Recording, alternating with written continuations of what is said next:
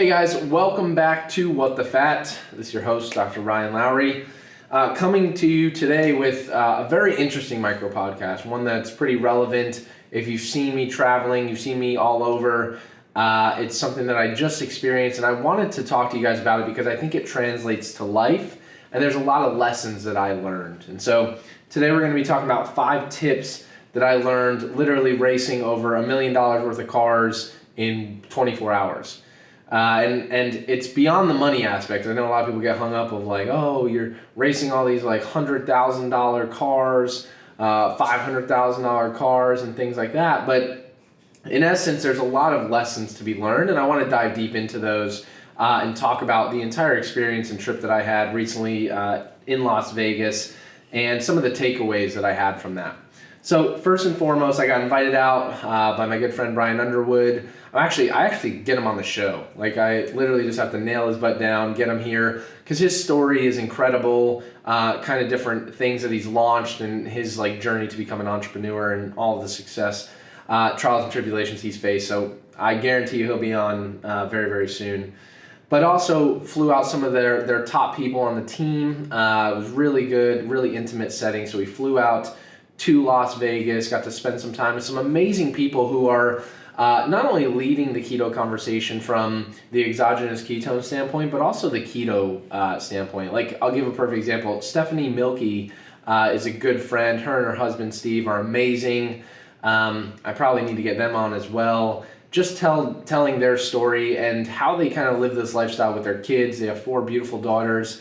And she has this huge Facebook group called Keto Mom with over 500,000 people that follow her. And she literally just, hey, I'm a mom, I have 4 kids, and how do I make this a lifestyle? How do I make this something that's sustainable? And that's what I love about what the entire ecosystem, the Prove It family's done, is really allow people that education. And I think that exogenous ketones have gotten a bad rap probably before in the past due to, I would say, some bad eggs just being like, hey, eat this Big Mac, drink exogenous ketones, fat's gonna melt off your body. I think that's a very minority of people who are talking about that. And I think there's, like right now, you guys have seen that I did the video on the keto pills scam, and I think that's nonsense. But I love the fact that Prove It being one of the companies who's leading through education, and I love that they're so focused on the low carb.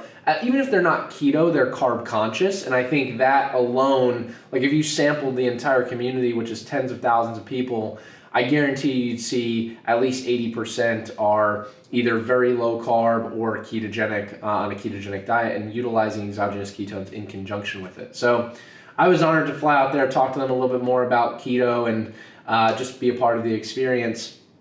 And we went to, part of it was like just catching up, huddling up, talking about keto, the ketogenic diet, exogenous ketones, all their potential impact, really focusing on the brain. And I think that's one of the most important pieces.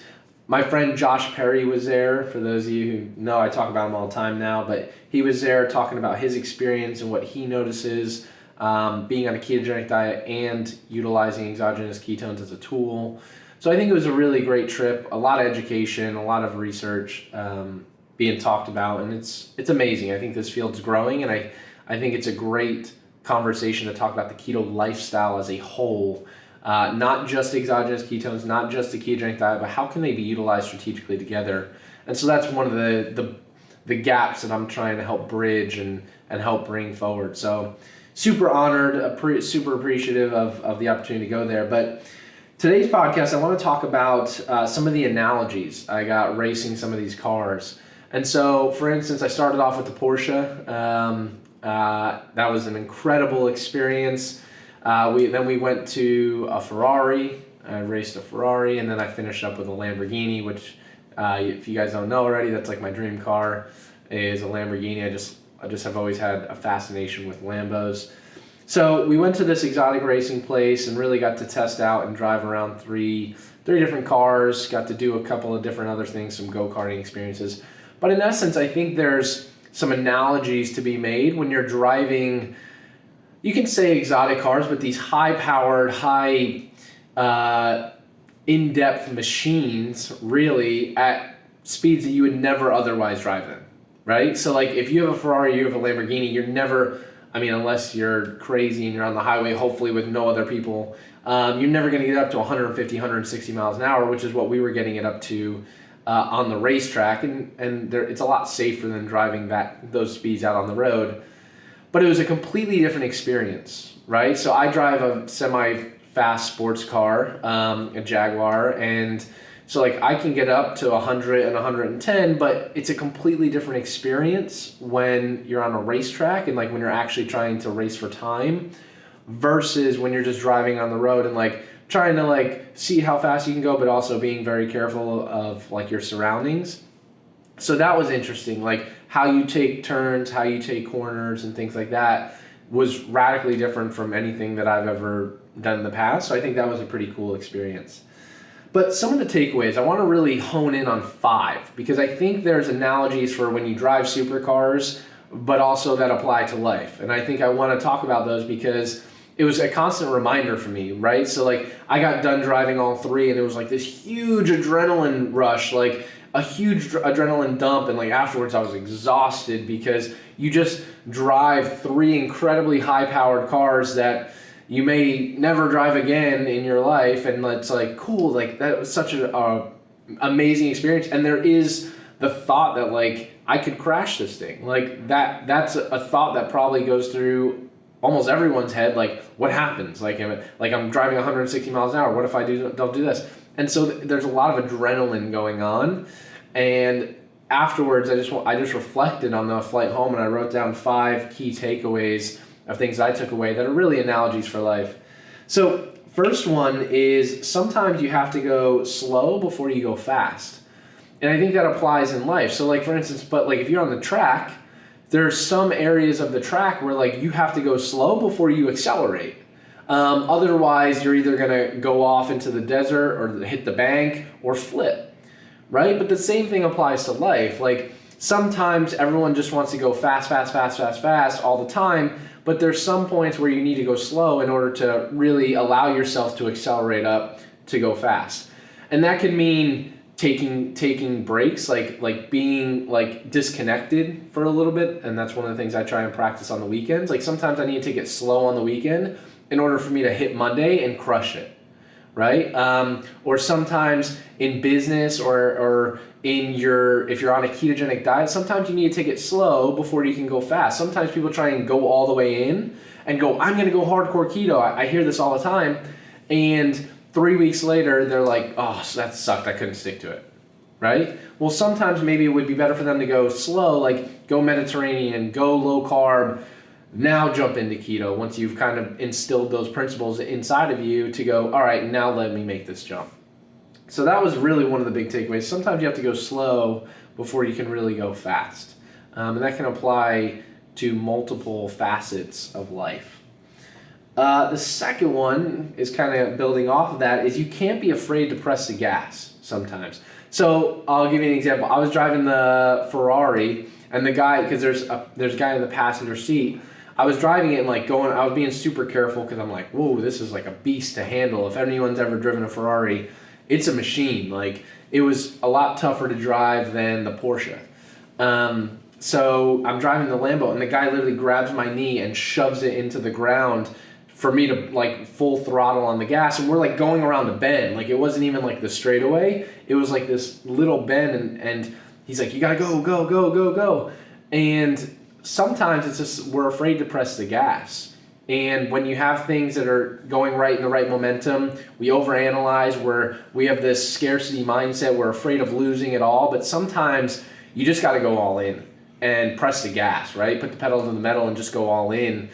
And I think that's an analogy for anyone who, whether that's business, whether that's family, whether that's financial, whether that's your physical, mental, emotional, spiritual, whatever it is, sometimes you can't be afraid to press the gas. And understanding that you'll be okay, and that was one of the things I had to overcome, was like, oh cool, like now I understand the track. I understand that like I can throttle the gas even though there's a little bit of a curve and I was afraid of that. You can't be afraid to press the gas. And that goes for, like I said, business and anything. Whether you're just starting, coming up, things are starting to go well, or hell, you don't even know you have kind of a marketing idea and you're afraid. you have $10,000 to start this company and you're trying to slowly drip it in. Very rarely does that work. Sometimes you just need to go all in. You need to go full throttle, go all in, and worst case scenario is it doesn't work out, right? But you've learned lessons. And actually, one of my other mentors that was there, I don't think he'll ever jump on a podcast, but he's a very good friend and partner, is Terry. He was talking about how there's no such thing as failure as long as you keep moving forward. Like, he's had a lot of things in his life that have come up that someone would deem as a failure, but like, the guy's one of the most successful, fulfilled individuals that I've ever met in my entire life, and has taught me so much already in the short 3 years that I've known him. But he says, you know what, you don't fail unless you stop moving, right? If you keep moving forward, then that's really not a failure. And so that happens sometimes in business, whether you want to go all in and you either what someone would deem as fail, but to me it's a lesson learned, or you succeed, but no matter what, you have to go full throttle. Once you have the plan, once you have the strategy, go all in. I think too many people sit on the fence and they're like, you know, I want to kind of like play around with this. Screw that. Go all in, see what happens, learn, adjust. And something I've talked about before on the podcast is constant course correction. Like, go all in, and that doesn't mean like you have to be pigeonholed and spend your entire, whatever, $10,000 marketing budget or $10,000 worth of product or whatever you're doing on one thing. That means like, oh, cool, I've learned this. Let me course correct and keep going, but I'm not slowing down, if that makes sense. So the real takeaway there is you can't be afraid to press the gas sometimes. Go all in. Don't be afraid to put full throttle on it, especially if it's something you believe in and you have the support to do. Go all in. Go full throttle. The third one was something I had trouble with on the track, and it's something that I guess I need to spend a little bit more time on in life too, and whether that's business, whatever, is that you always have to have your eyes ahead. And that's something, when you guys see the video, I'm going to have a full vlog come out about this, but when you see the video of like the instructor talking to me, he's like, hey, look ahead, look ahead, look ahead. Because a lot of times when you're going at such a really high speed and there's a lot at stake, like they had these different cones set up around the track. And I was so focused on like getting to that cone, and then he'd be like, all right, once you get to the cone, brake and turn right, that I would be so focused and intent on hitting that cone, and I wouldn't look at the curve. But naturally, like if you look at where you're going, your hands will automatically start to make that course correction for you, if that makes sense. So for me, it was a lot learning of like, hey, you need to keep your eyes up, you need to keep your eyes ahead, which is easy to do when you're like driving 40, 50, 60 miles an hour. But like when you're going 150 and you got the pedal to the metal, it's a lot more challenging to like, especially in a car that you don't necessarily know or trust all the time. It's like, oh my gosh, I've never driven this before, to look up, keep your eyes ahead, and allow yourself to just have that course correction for it. And so I think that's a big piece, is a lot of people don't look ahead enough. And I think it's important to stay present, right? I think it's important to focus on the moment, focus on everything that's going on, but you still need to have an eye ahead. You still need to be focused on like, hey, this is where we're at now, but I can see where we're going.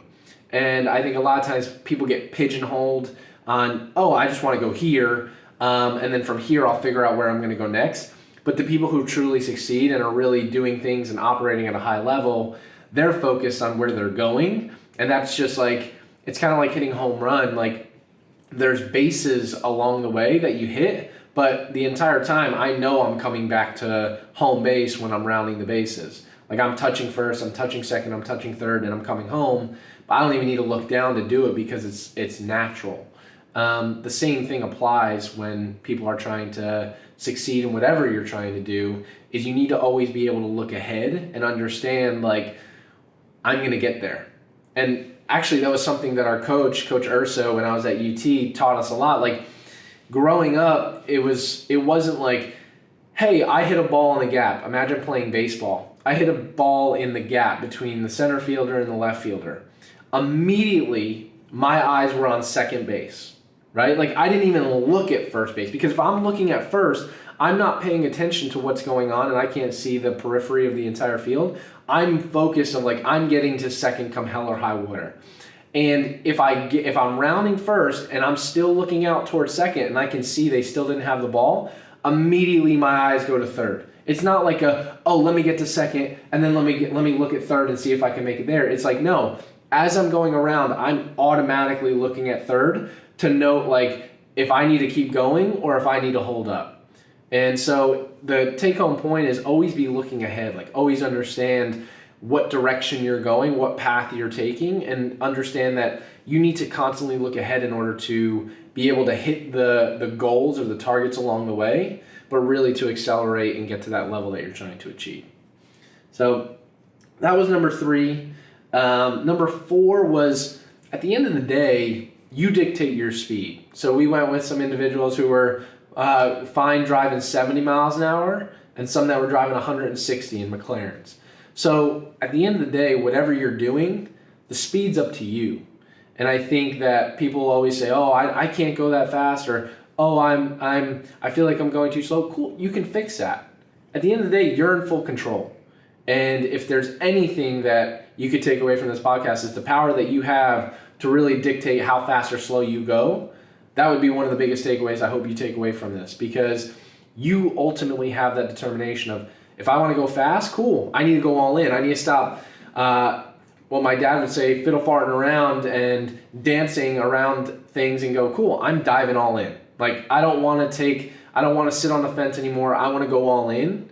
Or if you want to just take it slow and just have it as something that's like, cool, you know what, I'm going to start this. I don't really want to go all in. That's fine too, but just understand you're making that decision. It's not, a ketogenic diet's so hard, but you're someone who kind of just went 1 foot in.